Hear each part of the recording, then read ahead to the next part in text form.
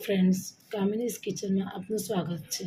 કામિનીઝ કિચનની સિરીઝમાં આજે હું દાલ ફ્રાય અને જીરા રાઈસની રેસીપી લઈને આવી છું। દાલ ફ્રાય બનાવવા માટે 1 કપ મિક્સ દાળ લેવી। દાલ ફ્રાય માટેની દાળ બજારમાં રેડી તૈયાર મળી જ રહે છે।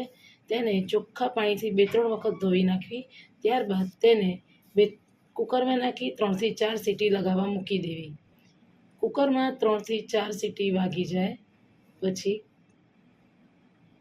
કુકર ખોલી અને ચેક કરો કે દાળ ચડી ગઈ છે કે નહીં। પછી તેમાં થોડુંક પાણી નાખી દેવું અને એને એક પેનમાં અડધો ચમચો ઘી મૂકવું।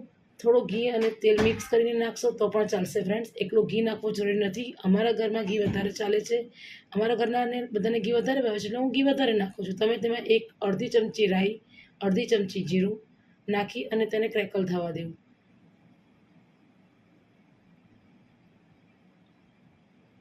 રાઈ જીરું ક્રેકલ થાય એટલે તેમાં 1 પિંચ જેટલી હિંગ નાખવી, 1 લીલા મરચાંના ટુકડા કરવા, 2-3 લીલા મીઠા લીમડાના પાન નાખવા। ત્યારબાદ 1 ટામેટું ઝીણું ઝીણું સમારી અને ટામેટું નાખી દેવું। ટામેટાને બરાબર સોતે થવા દેવું। થોડીક વાર હલાવી અને ટામેટું ચડી જાય પછી તેમાં મસાલા નાખવા। મસાલામાં તમારે ફ્રેન્ડ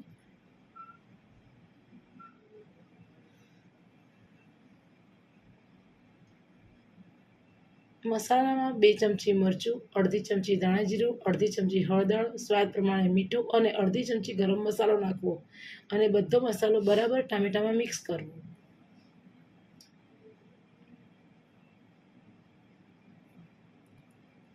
મસાલો બરાબર મિક્સ થઈ જાય પછી બાફેલી દાળ પેનમાં નાખી દેવી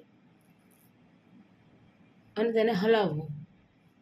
જરૂર મુજબ થોડુંક પાણી નાખવું અને તેને મિક્સ કરવું। મિક્સ થયા પછી તેને ઢાંકી અને લો ટુ મીડિયમ તાપે 10-15 મિનિટ ઉકળવા દેવી।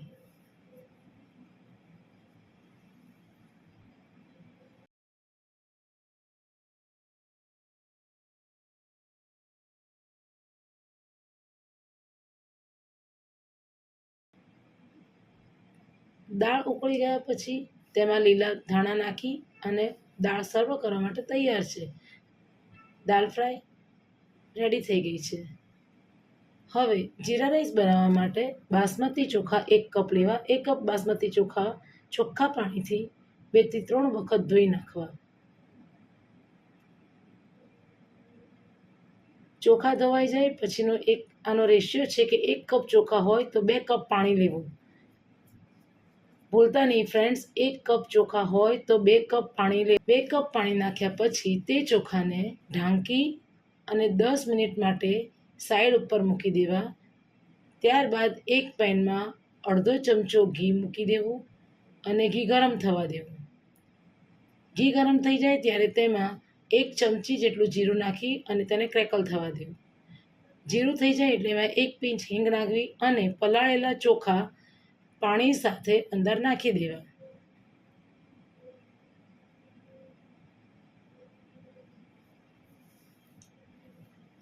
એક કપ ચોખા હોય તો 2 જ કપ પાણી નાખવું, પછી તેમાં સ્વાદ મુજબ મીઠું નાખવું અને તેને હલાવી દેવું। ત્યારબાદ તેને ઢાંકી દેવું અને ઢાંકી અને લોથી મીડિયમ તાપે 10 થી 15 મિનિટ સુધી થવા દેવો।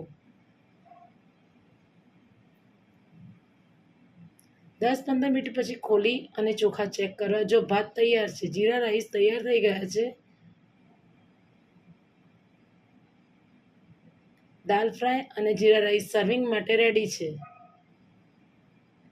જો તમને મારી રેસીપી ગમી હોય તો મારી ચેનલને લાઈક કરજો, શેર કરજો, સબસ્ક્રાઈબ કરજો અને બેલ આઇકન દબાવવાનું ભૂલતા નહીં। Thank you friends.